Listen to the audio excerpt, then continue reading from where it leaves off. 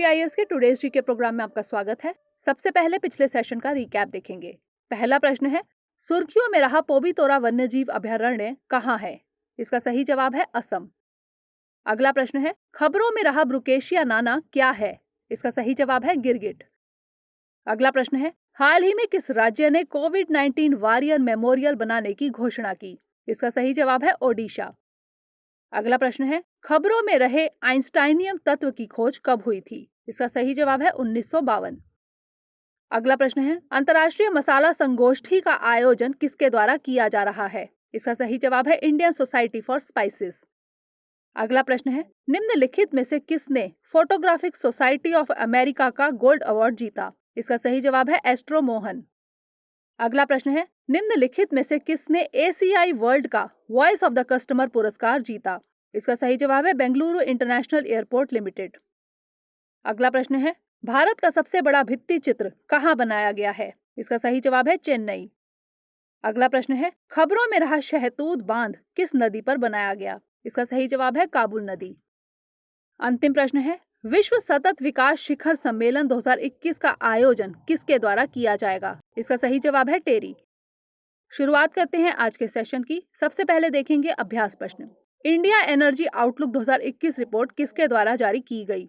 पर्यावरण, वन एवं जलवायु परिवर्तन मंत्रालय, नवीन एवं नवीकरणीय ऊर्जा मंत्रालय, इंटरनेशनल एनर्जी एजेंसी या फिर विश्व आर्थिक मंच? इसका सही जवाब है option C, International Energy Agency. हाल ही में इंटरनेशनल एनर्जी एजेंसी ने इंडिया एनर्जी आउटलुक 2021 रिपोर्ट जारी की। इस रिपोर्ट के मुताबिक भारत 2030 तक यूरोपीय संघ को पछाड़कर विश्व का तीसरा सबसे बड़ा ऊर्जा का उपभोक्ता बन जाएगा। वर्तमान में भारत विश्व का चौथा सबसे बड़ा ऊर्जा का उपभोक्ता है। विश्व के पहले, दूसरे एवं तीसरे बड़े ऊर्जा के उपभोक्ता क्रमशः चीन, अमेरिका एवं यूरोपीय संघ हैं। इस रिपोर्ट के मुताबिक 2040 तक भारत का ऊर्जा उपभोग 2 गुना हो जाएगा।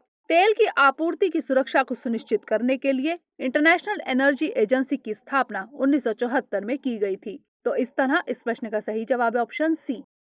हमारे वीडियो अंग्रेजी में देखने के लिए फॉलो करें हमारा ही दूसरा यूट्यूब चैनल दृष्टि आईएएस इंग्लिश।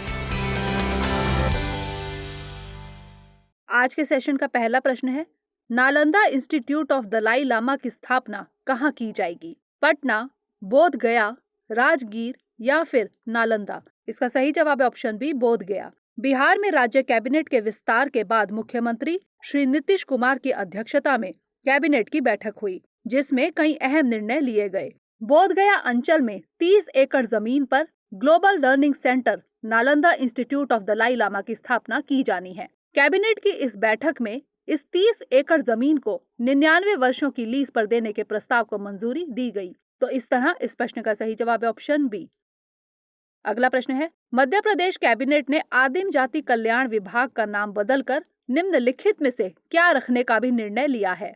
जनजातीय कार्य विभाग, आदिम जाति कार्य विभाग, जनजातीय कल्याण विभाग या फिर इनमें से कोई नहीं? इसका सही जवाब है ऑप्शन ए, जनजातीय कार्य विभाग। हाल ही में मध्य प्रदेश के मुख्यमंत्री श्री शिवराज सिंह चौहान की अध्यक्षता में कैबिनेट की बैठक हुई, जिसमें कई महत्वपूर्ण फैसले लिए गए। इस बैठक में आदिम जाति कल्याण विभाग का नाम बदलकर जनजातीय कार्य विभाग करने का निर्णय लिया गया।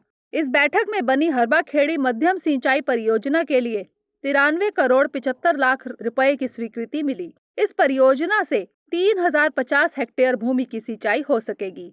मध्य प्रदेश में फसलों का नुकसान होने पर किसानों को कम से कम 5000 का मुआवजा देने का भी निर्णय लिया गया। तो इस तरह इस प्रश्न का सही जवाब है ऑप्शन ए। अगला प्रश्न है, मध्य प्रदेश के किस शहर में मंथन 2021 का आयोजन किया जाएगा? इंदौर, ग्वालियर, भोपाल या फिर जबलपुर? इसका सही जवाब है ऑप्शन सी, भोपाल। आगामी मार्च माह में भोपाल में 2 दिवसीय मंथन 2021 का आयोजन किया जाएगा। इसका मकसद राज्य को मेडिकल एजुकेशन और स्वास्थ्य सेवाओं के क्षेत्र में आत्मनिर्भर बनाना है। इसमें यूनिसेफ, WHO और वर्ल्ड बैंक जैसी अंतर्राष्ट्रीय संस्थाओं के प्रतिनिधि सहित चिकित्सा क्षेत्र से जुड़े उच्च अधिकारी, वार्ड बॉय, सुरक्षा कर्मी, प्राइवेट संस्थान के प्रतिनिधि एवं विषय विशेषज्ञ भी शामिल होंगे। चिकित्सा क्षेत्र के समग्र विकास के लिए रोड मैप तैयार करने के मकसद से मेडिकल एजुकेशन, शोध और स्वास्थ्य से संबंधित 8 विषयों को इस मंथन में शामिल किया गया है। तो इस तरह इस प्रश्न का सही जवाब है ऑप्शन सी। अगला प्रश्न है, मध्य प्रदेश सरकार ने कब तक राज्य में जल क्रांति लाने का लक्ष्य रखा है? 2022, 2023, 2025 या फिर 2027? इसका सही जवाब है option B 2023। Madhya Pradesh cabinet की हुई बैठक में जल जीवन मिशन पर प्रस्तुतिकरण किया गया। जल जीवन मिशन के प्रस्तुतिकरण के बाद मंत्रीगण को संबोधित करते हुए मुख्यमंत्री श्री शिवराज सिंह चौहान ने राज्य में 2023 तक जल क्रांति लाने की घोषणा की। राज्य के प्रत्येक ग्रामीण परिवार को वर्ष 2023 तक घरेलू नल कनेक्शन उपलब्ध कराने का लक्ष्य रखा गया है। इससे राज्य के लोगों को हैंडपंप से मुक्ति मिल सकेगी। इसके साथ ही स्वच्छ पेयजल से स्वास्थ्य की स्थिति में भी सुधार होगा। कुल 1,21,00,000 से अधिक ग्रामीण परिवार लाभान्वित होंगे। इस पर 44,260 करोड़ रुपए का खर्च होगा। आपको बता दें कि प्रधानमंत्री श्री नरेंद्र मोदी द्वारा 15 अगस्त 2019 को जल जीवन मिशन की घोषणा की गई थी। मध्य प्रदेश में जून 2020 से इस मिशन का क्रियान्वयन आरंभ हुआ। तो इस तरह इस प्रश्न का सही जवाब है ऑप्शन बी। अगला प्रश्न है, खबरों में रही हाड़ौती के प्रमुख स्वतंत्रता सेनानी पुस्तक के लेखक कौन है? Doctor BL Saini, doctor Surendra Kabadia, doctor सज्जन पोसवाल या फिर डॉक्टर शंभू त्रिपाठी? इसका सही जवाब है ऑप्शन सी डॉक्टर सज्जन पोसवाल। हाल ही में राजस्थान के मुख्यमंत्री श्री अशोक गहलोत ने हाड़ौती के प्रमुख स्वतंत्रता सेनानी पुस्तक का विमोचन किया। इस पुस्तक के लेखक डॉक्टर सज्जन पोसवाल है। यह पुस्तक राजस्थान हिंदी ग्रंथ अकादमी द्वारा प्रकाशित किया गया है। इस अकादमी की ओर से स्वतंत्रता के अमर पुरोधा श्रृंखला के तहत प्रकाशित यह पहली पुस्तक है। इस पुस्तक में हाड़ौती के प्रमुख स्वतंत्रता सेनानियों जैसे पंडित नयनू राम शर्मा, गोपाल लाल कोटिया, नित्यानंद नागर आदि के योगदान को रेखांकित किया गया है। तो इस तरह इस प्रश्न का सही जवाब है ऑप्शन सी। अगला प्रश्न है, फाइनेंशियल टाइम्स की ग्लोबल MBA रैंकिंग्स 2021 में टॉप 100 में भारत के कितने कॉलेज शामिल हैं? 5, 6, 8 या फिर 10? इसका सही जवाब है ऑप्शन ए 5। हाल ही में जारी फाइनेंशियल टाइम्स की ग्लोबल MBA रैंकिंग्स 2021 में टॉप 100 में भारत के 5 कॉलेज शामिल हैं। टॉप 100 में शामिल 5 भारतीय MBA कॉलेज निम्नलिखित हैं: Indian school of business rank 23, IIM Bengaluru rank 35, IIM Kolkata rank 44, IIM Ahmedabad rank 48, IIM Indore rank 94। इस रैंकिंग में पहले, दूसरे एवं तीसरे पायदान पर क्रमशः इनसीड, लंदन बिजनेस स्कूल एवं यूनिवर्सिटी ऑफ शिकागो है। Quality of research, graduation pass out होने के बाद विद्यार्थियों को मिलने वाली सैलरी आदि मुख्य मानक है, जिसके आधार पर यह रैंकिंग दी जाती है। तो इस तरह इस प्रश्न का सही जवाब है ऑप्शन ए। अगला प्रश्न है, विश्व दलहन दिवस कब मनाया जाता है? 8 फरवरी, 9 फरवरी, 10 फरवरी या फिर 11 फरवरी? इसका सही जवाब है ऑप्शन सी 10 फरवरी। हर साल 10 फरवरी को विश्व दलहन दिवस मनाया जाता है। इसका मकसद दालों के लाभ एवं सस्टेनेबल फूड सिस्टम में दालों के योगदान के बारे में जागरूकता फैलाना है। 2013 में संयुक्त राष्ट्र महासभा ने एक प्रस्ताव पास करके 2016 को अंतर्राष्ट्रीय दलहन वर्ष यानी इंटरनेशनल ईयर ऑफ पल्सेस घोषित किया था। 2019 में संयुक्त राष्ट्र महासभा ने 10 फरवरी को विश्व दलहन दिवस मनाने की घोषणा की। तो इस तरह इस प्रश्न का सही जवाब है ऑप्शन सी। अगला प्रश्न है, खबरों में रहा कू ऐप के संस्थापक कौन है या फिर हैं? अप्रमेय राधाकृष्ण, मयंक विद्वातक, ए और बी दोनों या फिर इनमें से कोई नहीं? इसका सही जवाब है ऑप्शन सी ए और बी दोनों। इन दिनों भारत सरकार के बड़े मंत्रियों एवं अन्य प्रमुख लोगों द्वारा कू ऐप को बढ़ावा देने के कारण यह काफी चर्चा में है। कू ऐप ट्विटर की तरह ही एक माइक्रो ब्लॉगिंग प्लेटफॉर्म है। यह पूर्ण रूप से स्वदेशी है एवं ट्विटर का भारतीय विकल्प है। इसके संस्थापक अप्रमेय राधाकृष्ण एवं मयंक विद्वातक है।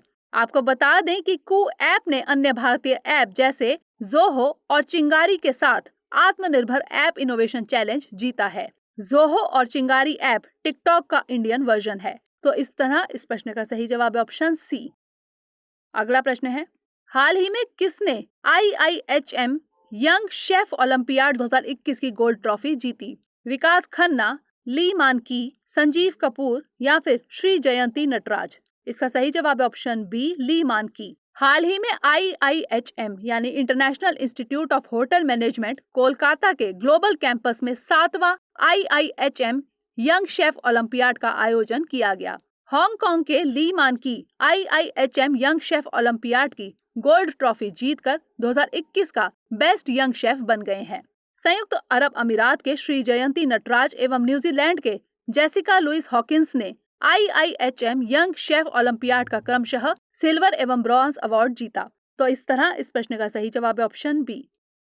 अंतिम प्रश्न है, प्रतिष्ठित व्यक्ति थॉमस जे राज का निधन हो गया, उनका संबंध किस क्षेत्र से था? फिल्म, विज्ञान, सामाजिक कार्य या फिर खेल? इसका सही जवाब है ऑप्शन सी, सामाजिक कार्य। जानी मानी शख्सियत थॉमस जे राज का 64 वर्ष की उम्र में निधन हो गया। वह एक प्रख्यात बाल अधिकार कार्यकर्ता यानी चाइल्ड राइट्स एक्टिविस्ट थे। वह CCRD यानी centre for child rights and development के संस्थापक एवं निदेशक थे। वह तमिलनाडु एवं राष्ट्रीय स्तर पर बच्चों के अधिकारों के लिए चलाए जाने वाले कई अभियानों में अग्रणी थे। तो इस तरह इस प्रश्न का सही जवाब है ऑप्शन सी। अब बारी है आज के अभ्यास प्रश्न की। हाल ही में सुप्रीम कोर्ट ने किस विमान वाहक पोत को तोड़ने या डिसमेंटल पर रोक लगा दी है? INS Vikrant, INS Vikramaditya, INS कलावारी या फिर INS विराट? इसका उत्तर हमें कमेंट सेक्शन में जरूर भेजिएगा। अगले सेशन में नए प्रश्नों के साथ मिलेंगे। तब तक stay tuned and stay safe.